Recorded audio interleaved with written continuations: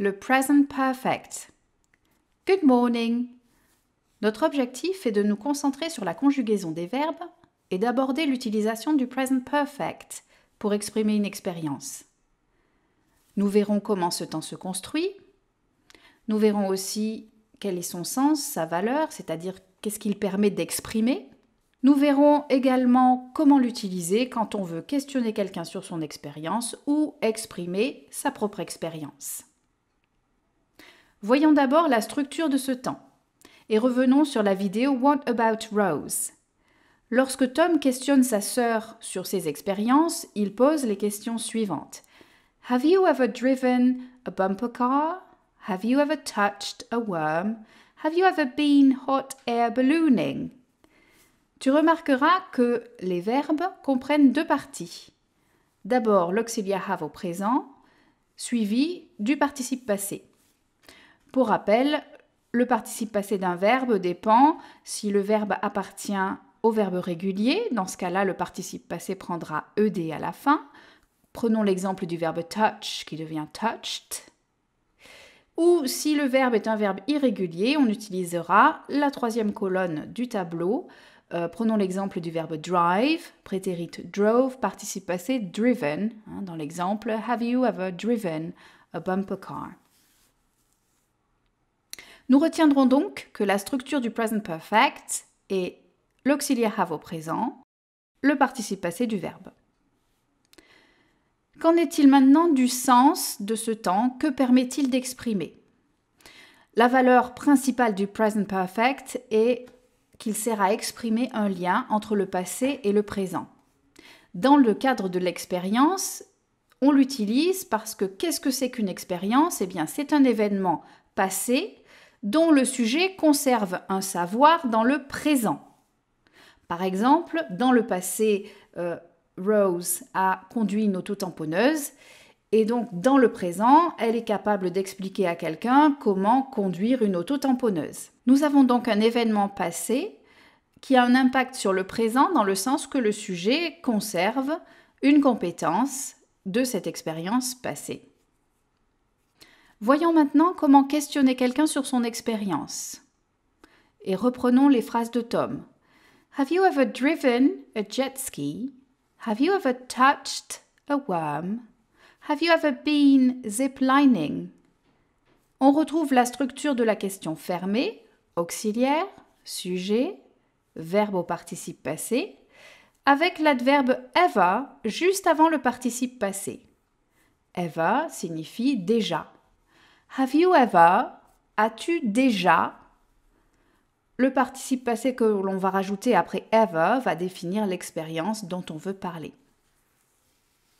Now, let's train. Voici une activité pour t'entraîner à questionner quelqu'un sur son expérience. Mets la vidéo sur pause, observe l'image, produis une question sur le modèle que nous venons de voir pour faire comme si tu demandais à quelqu'un s'il a déjà fait les actions suivantes, puis écoute la correction et répète-la. Have you ever driven a bumper car?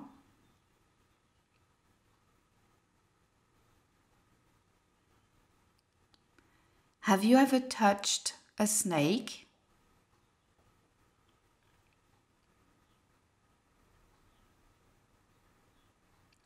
Have you ever been ziplining?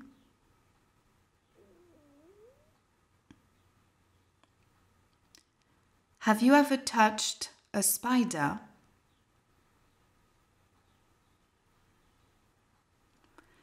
Have you ever driven a jet ski? Voyons maintenant comment exprimer sa propre expérience. Dans la vidéo What About Rose? Part 2, lorsque Tom fait le bilan des expériences de Rose et lorsqu'il énumère ce qu'elle a déjà fait, il conjugue les verbes au present perfect. Par exemple, lorsqu'il dit « So, you have driven a bumper car. You've already touched a worm. » Ici, « already » signifie « déjà ».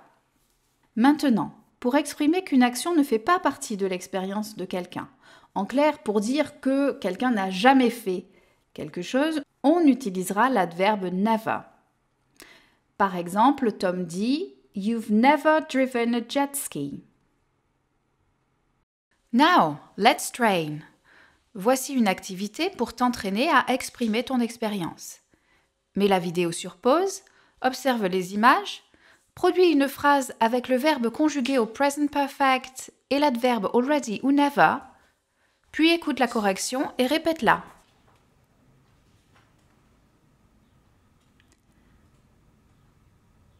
I have already driven a jet ski.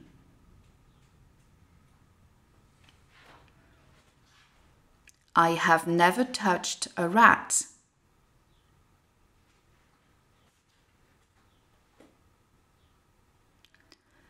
I have never been hot air ballooning.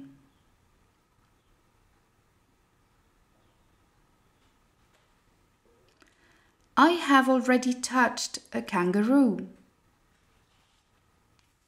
Voyons maintenant ce que tu dois retenir du present perfect. D'abord sa construction, auxiliaire have au présent et le participe passé du verbe. Quel est maintenant le sens ou la valeur du present perfect? C'est un temps qui permet d'établir un lien entre le passé et le présent. Dans le cadre de l'expérience, on exprime un lien passé-présent car un sujet conserve dans le présent un savoir ou une compétence qu'il a acquis lors d'un événement passé. Enfin, retiens bien les 3 structures que nous amènent les documents vidéo, à savoir la phrase nécessaire pour questionner quelqu'un sur son expérience, c'est-à-dire « Have you ever » plus un participe passé. Ensuite, la phrase nécessaire pour exprimer son expérience, « I have already » plus un participe passé.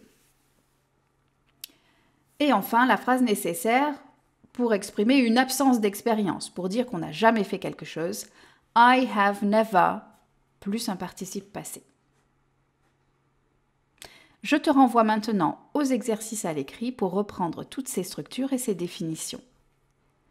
That's all for today. Goodbye.